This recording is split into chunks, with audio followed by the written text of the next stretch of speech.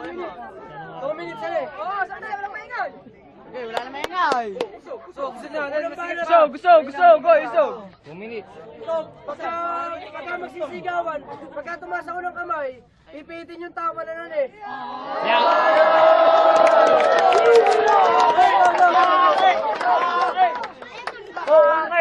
Babanat si Eman. Unang banat kay Eman, 2 minutes. Go! Yo, sa wakas, nagsimula na din ang laban na matagal ko na ang hinahangad. First round pa lang, alam kong panalo na agad. At kung inaakala mo makakaya mo ako, kailangan mo na yatang magpatingin sa psychiatrist. Walang binatbat ang utak mong pampalayan lang sa utak ko mala scientist. Na kayang mag-imbento ng kahit ano paman. At isa ka lang sa mga reject na Terminator na nalikha ko sa aking laboratorio na sa akin ay nagrebelde lang. Pero isa nang pakatandaan na meron akong hawak na remote control na kayang magpasabog sa buo mong katawan. Pero mukhang mahina ata yung naitanim ko sa katawan mong explosive bomb kasi nung pinasabog ko na ito, tanging mukha mo lang yung naapektuhan.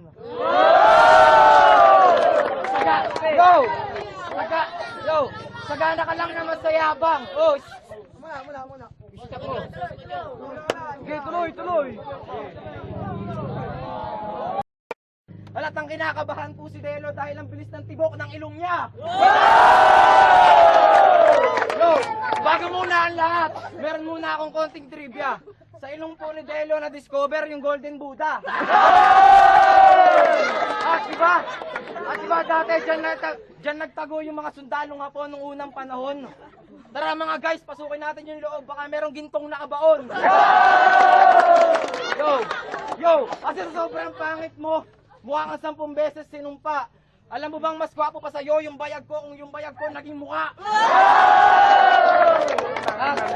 Labis talaga akong nagulat sa iyong biglaang pagsulpot. Tapos na nga yung araw ng mga patay, pero ba't may maskara pa rin sa mukha mong nakasuot? Ang laitan ng buo mong pagmumukha ay hindi ko naman kagustuhan, kaya pasensya na. Sa sobrang pangit mo ba naman kasi, hindi ka na tinatanggap sa derma. It's third! Unang banat, Delo. Third, sakit sa balat. At least nag-level up. At least nag-level up. Umarap ka. At least nag-level up.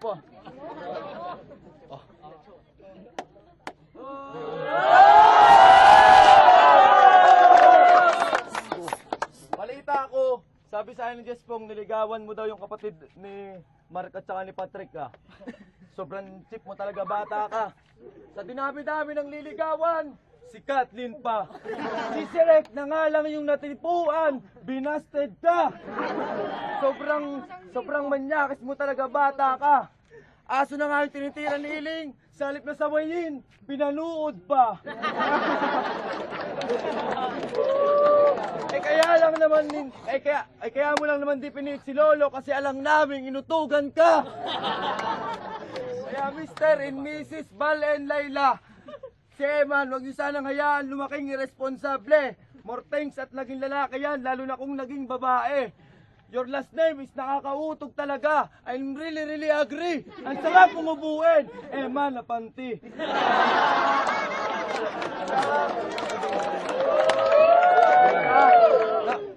Napansin ko nung last battle nyo, may ginaya kang sikat na karakter ah.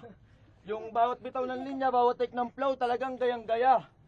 Sa 1 minuto, bawat round, si Eman manait sa akin na ginayang. Yung mga banat daw, kulang sa oras. Kulang na kulang. Putang ina mo. Bakit yung laban niyo ng magic na joke? Na-joke ka? Ano yun? Joke? Tandaan nyo, ang paghingi ng sorry ay hindi ginagamit sa mga bagay na hindi mo sinasadya.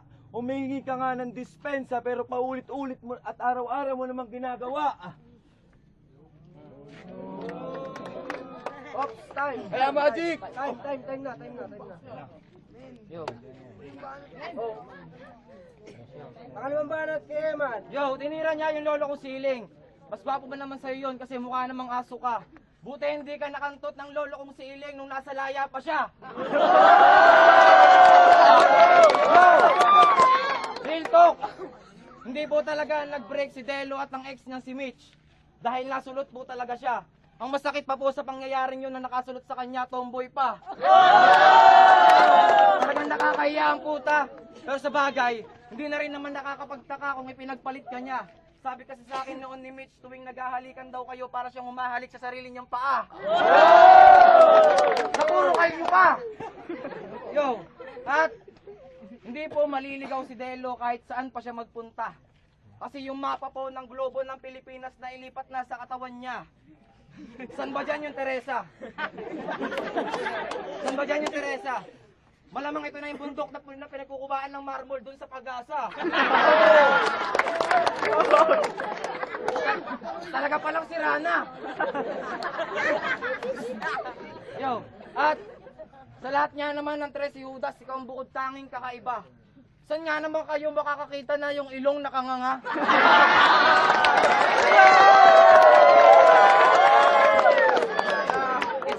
It's more fun in Teresa. Yo, at total, wala ka namang permanenteng trabaho sa ngayon, bakit di ka nalang mag-apply ng trabaho dun kinatugtog?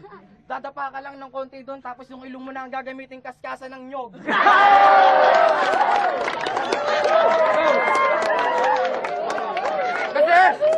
Kasi tignan nyo naman, parang drawing lang yung ilong nito. Sa sobrang laki, pwede na dyan paikutin ng 5 turumpo. At kayo naman dyan mga Tres Judas, mga mukha kayong masamang elemento. Mukha kayong masamang elemento. Para kayong mga laman lupang lumabas sa butas ng mukha ni Delo.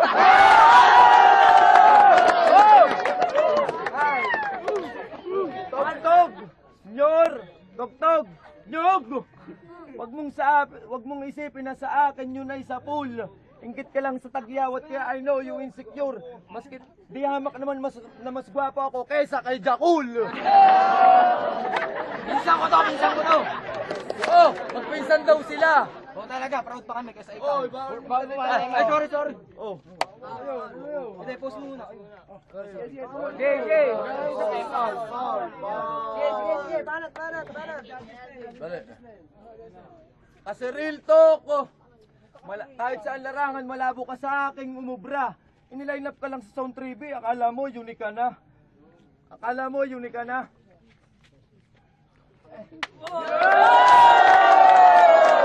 Iniline up ka lang sa Sound 3B, akala mo unique ka na. Pagdating sa court, ang Tres Judas, hindi naman silang mamata. Pero sa set, maski ikaw yung nauna, pag may dumating na karapat dapat sa laro, isinosole ang iyong pusta. At saka, ito na ba yung pinagmamalakin yung si Eman? Yung nanalo lang isang beses sa battle, umover na yung kasikatan. Yung lumaki yung ulo, wala na daw sa kanyang lumalaban. Kaya, wow, ito na pala si Eman. Yung mahilig umisa sa limahan, yung mahilig umisa sa limahan, gusto niya pati sa basketball sa ayangaan, di niya alam na siya na pala ay pinagkakaisahan. Putang ina mo, manid ka ba o sadyang walang pakiramdam? Takbo ka ng takbo, depensa ka ng depensa, pero yung ikaw na yung nahihirapan, natapos na lahat yung laro, hindi ka pa rin pinapasahan. Time. Yo, kayong mga Tres Judas, ang dudugyot niyong tignan. Oo, mga siga nga kayong maituturing dahil kayo yung mga tae sa aking daan. Mga tae sa aking daan. Hindi ko man kayo kayang tapakan, kayang-kaya ko naman kayong tabunan. So, wala akong pake kahit magkaroon pa ng lamat ang ating pagkakaibigan. Dahil hindi naman kayo dapat panghinayangan. Isa lang kayong mga basura at kalat dito sa ating lipunan. Ako na mismo ang magsesegregate isa-isa sa inyo para malaman nyo kung ano at saan ang dapat nyong kalagyan. Kaya Delo, putang ina ka! Huwag ka nga maging tanga. Ang lahat ng tao ay may katapat at yung katapat mo na. Sobrang boring mong kalaban, tangina ka. Wala kang ka-quality. Kung si Tipsy D in-improve na Delo, si Eman naman in-improve na Tipsy D. Kaya, ang masasabi ko lang ngayon, ikaw ay gagaling pa. Sa ngayon kasi pang amateur ka pa lang, ako pang heavyweight na. Alam mo ba yung agwat nating dalawa? Para kang maliit na lang damat ako ang malahiganting elepante. Hindi mo malilimutan sa talambuhay mo, pinaglaruan ka na magiting na mandirigma si Lord Eman na yapante. Kaya, Kaya sana sa mga pinangaral ko sa iyo, meron ka nang natutunan na leksyon. Huwag kang basta-basta gagawa ng mga butas kung ayaw mong yung tenga mo rin ma-infeksyon.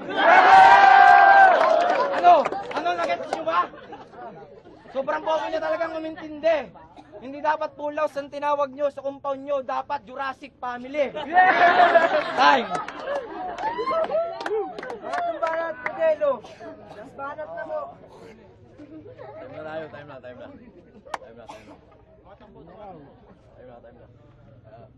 Suko na. Kamay, Eman. Kamay.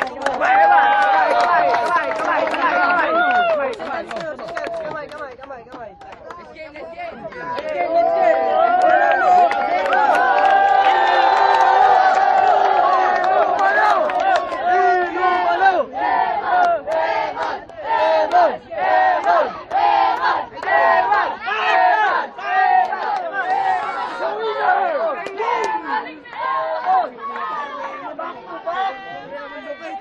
At magandang mga banat niya, perfect.